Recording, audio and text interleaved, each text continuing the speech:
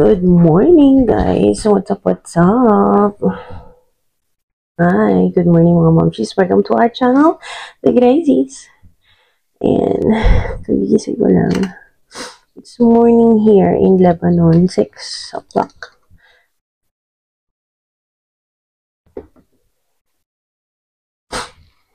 It's morning here in Lebanon, 6 o'clock. And,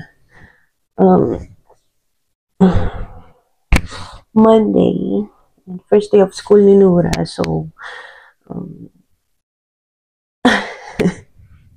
maghanda tayo ng kanyang. So, Monday, 6 o'clock in the morning. So, maghanda tayo ng breakfast and ng pang-snack ni Nora sa school. Samahan niyo ako maghanda. Ihanda si Nora para sa school niya, okay?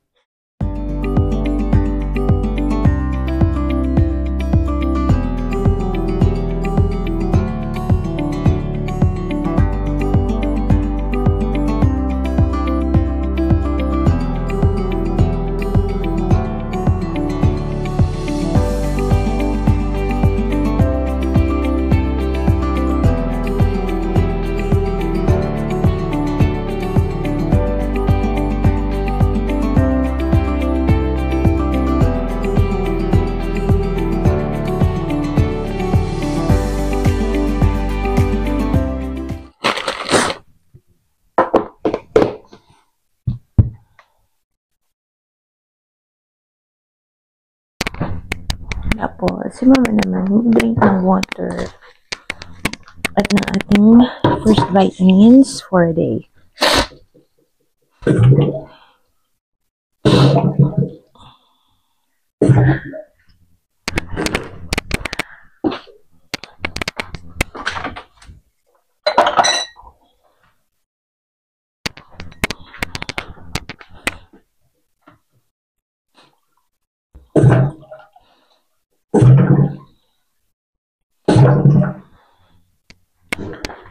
Yan, tapos si mama naman, mag-drink muna tayo ng ating water at ang ating first vitamins for the day.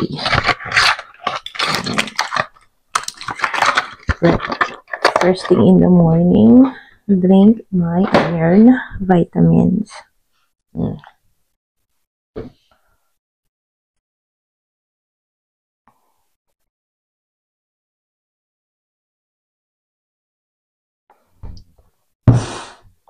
Oh, ang sarap. Tapos, gawa rin tayo ng bread ko. Baka kain natin. Parang masarap ang cheese. Tapos natin.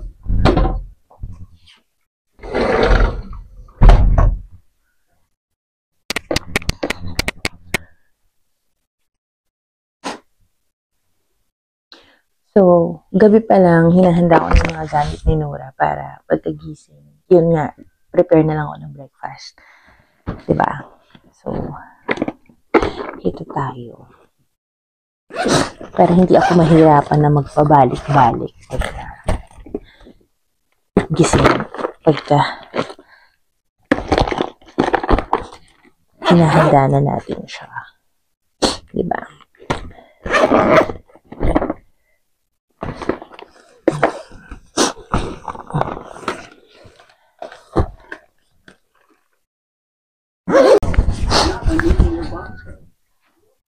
Ayan, ang laki-laki na ni Mamshi ngayon, di ba?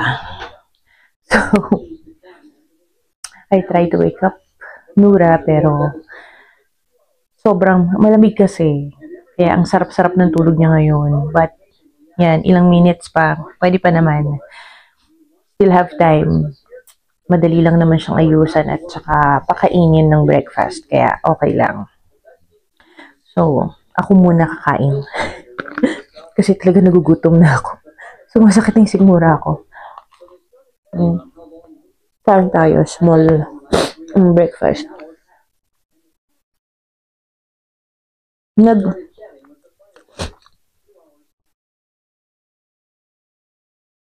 Parang tinablan na ako ng sipon kasi kahapon sumasakit yung lalamunan ko.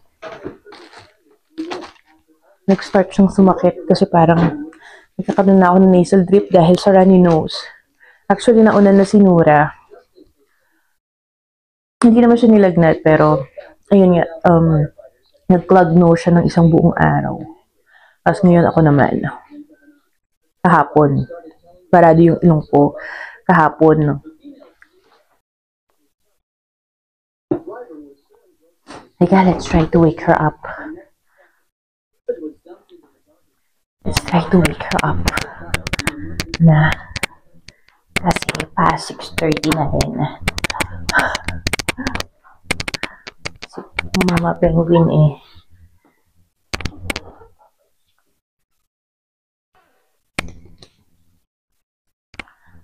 Good morning, Mama! Good morning, baby! Let's go! Let's go, baby! Time to wake up na. Come on. Let's go!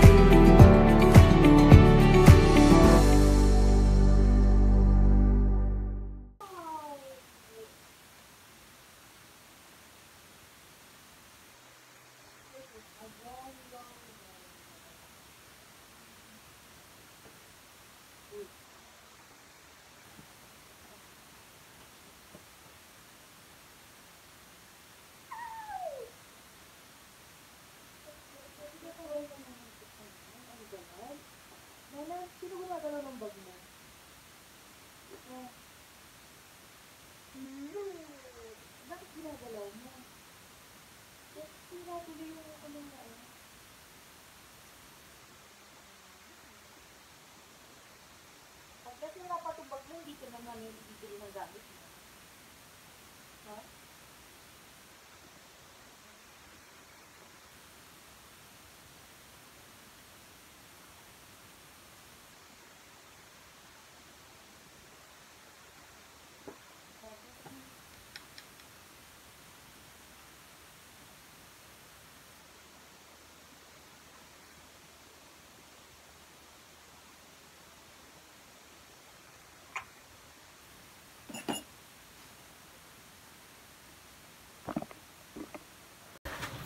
Pasok na si Nana.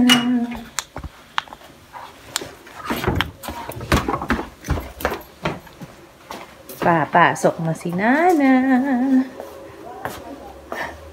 Dali na. Dali na, baka dumating yung bus mo.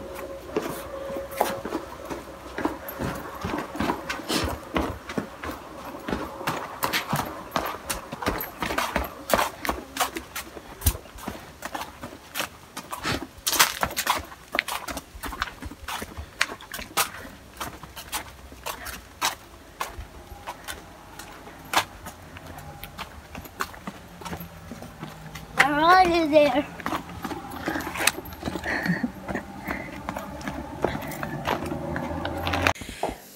Ayan mga ma'am, so masok na si Nura. So hindi ko napansin, naglobat yung aking microphone. So pasensya naman mga ma'am siya. Ayan. Nagluto nga pala ako kagabi pinakulaan ko na pala kagabi yung bigas. So kanina nilagay ko na yung gata at saka yung mais. So ayan, nagluto ako ng ginataang mais. Sobrang nag-crave ako sa ginataang mais. Kakapanood ko ng mga Filipino food. Tapos tinignan ko dito sa aking pantry kung ano yung mga ingredients na meron ako na pwede kong gawin. Kasi diba, itong aking pregnancy talagang sobrang crave ko talaga sa Filipino food. Which is napakahirap hanapin dito.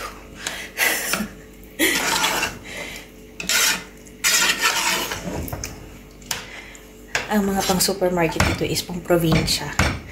Kaya walang mga outside, walang mga imported tawag dito, walang imported na mga pansahog. Ay, alam mo yung ganito nakalaki yung tiyan mo tapos konting kilos mo lang para ka nang nagmarathon. Di ba? Nakakaloka. Ayan.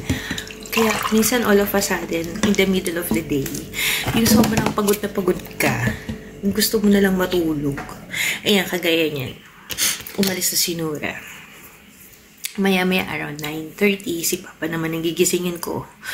So, around meron akong 2 hours para mag-muni-muni.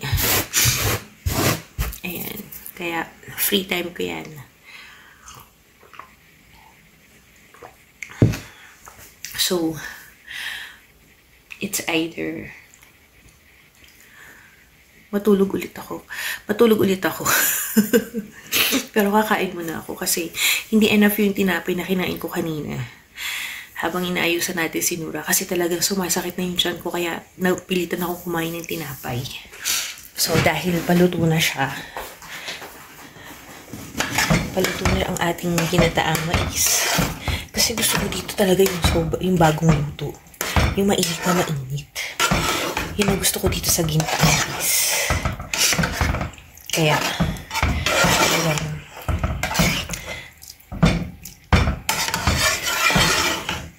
tapos yung iba, diba, kinakain naman nila ang ginataang mais.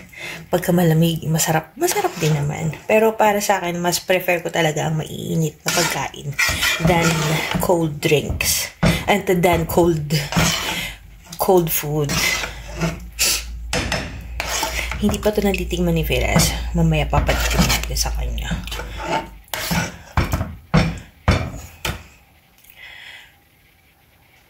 Let's check.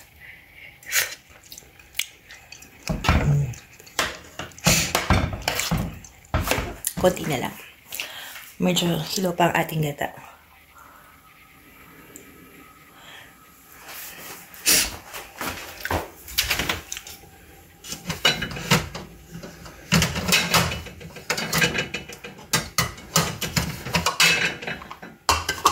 Tayo na lalagyan. Yeah.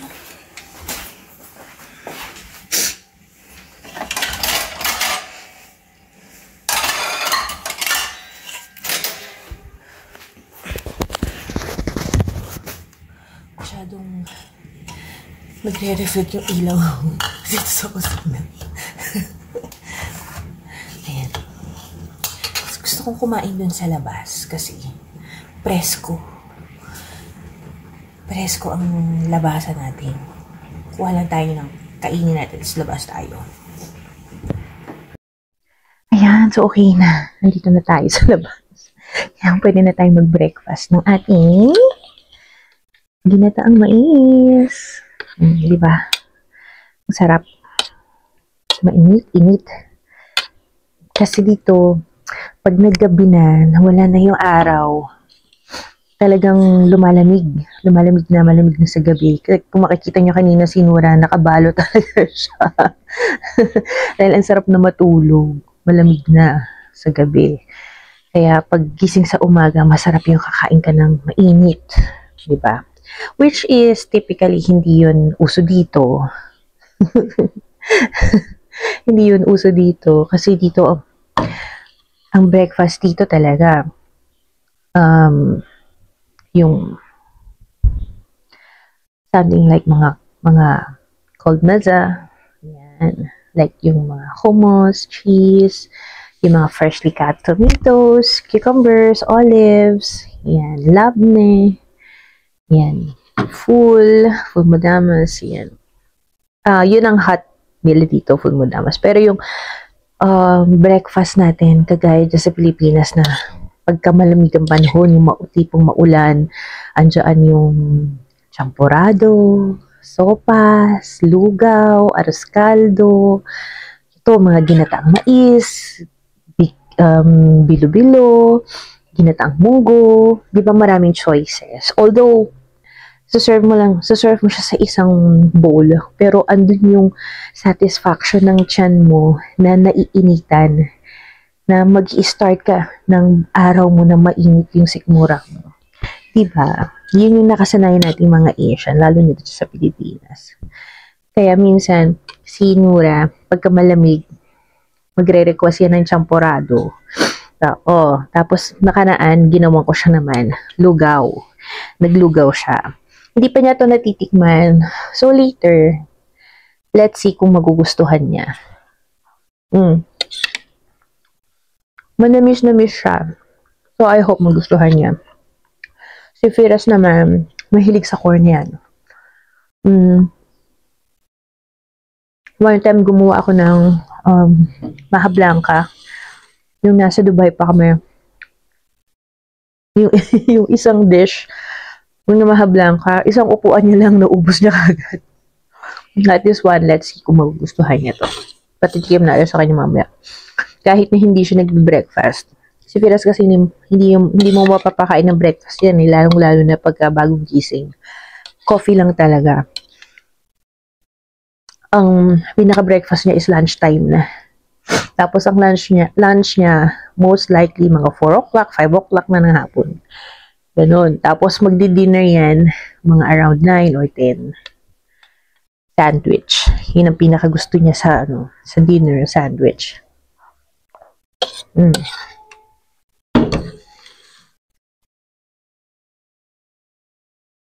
Hindi kami nagtatagpo ng oras ng kain kasi sinasabayan ko si Nura ng pagkain. Siyempre, pagka-breakfast, lalo na ngayon, hindi ko matiis ang gutom. Simula nung tumutong ako ng 6 months, talagang pag nagutom ako, kailangan kumain na ako. Kasi one time, na-notice ko, pagka nalilipasan ako ng gutom, hindi siya gumagalaw. Which is napaka-odd kasi malikot siya. As in, kahit nakatayo ako or may ginagawa ako, nararamdaman ko siya. But that time na nalipasan ako ng gutom, hindi ko siya maramdaman. As in, talagang natakot din naman ako. Tinawagan ko si Fira, sabi ko, uwi ka na. Sabi ko, kailangan nating i-check si baby, kailangan natin magpaskan kasi hindi siya gumagalaw. Sabi ko, ilang oras na. So imagine,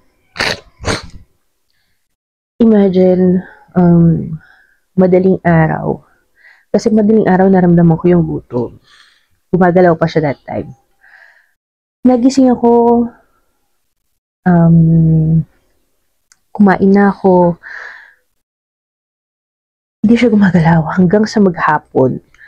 Maghapon na, around 3, sabi ko ganun, Papa, uwi ka na. Kailangan nating tignan si baby dahil hindi gumagawa. Hanggang ngayon, hindi ko nararamdaman yung galaw niya. So, yun. Pagdating naman, kakausap ko na yung doktor ko. Sabi ng doktor, try to eat sweets, like chocolates, anything sweets. try to eat, and then observe in 2 hours. Pagka wala talaga, call me right away, then let's meet up in the clinic. Yun ang sabi niya. But yun, after I eat the chocolates and all, nagpabili ko kay Firas. Kasi umuwi siya kagad nun. Pabili ko kay Firas kasi natarantanin siya. Talagang nakahiga lang ako, nagpapahinga lang talaga ako. The whole day, nagpapahinga lang ako, wala akong ginawa. Kasi hindi siya talaga gumagalaw. Pag one time, naramdaman ko siya parang pumuhit sa may bandang pusod doon. Sabi ko, gumalaw rin. One time. Sabi ko, Doc, this 2 hours span, naramdaman ko siya gumalaw, pero isang beses lang. Sabi ng doktor, that's good. It means the baby is fine. Sabi yung ganyang kahabang oras na hinihintay mo at gumalaw siya nung kumain ka, it means the baby is fine. Sabi niya, kung meron kang unnecessary na nararamdaman na hindi mo feel yung baby, just try to eat something sweet, chocolate, anything na may chocolate, try to eat it. And buti na lang din, sabi ko, okay doc, I'll see you in 3 days. Sabi ko, I'll just keep on observing. Kasi that time, yun yung mag-scan na kami.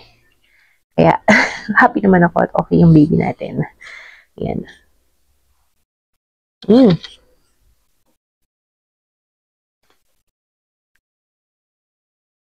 Magsisimula na magbarado yung ilong ko. Tinablan ako ng sipon. Sakit rin yung lalamunan ko, pero okay lang yan. Sanay tayo dyan. Diba, meron akong allergic rhinitis. So, madali na sa akin i-conquer yung colds. Actually, parang allergy lang yata to eh.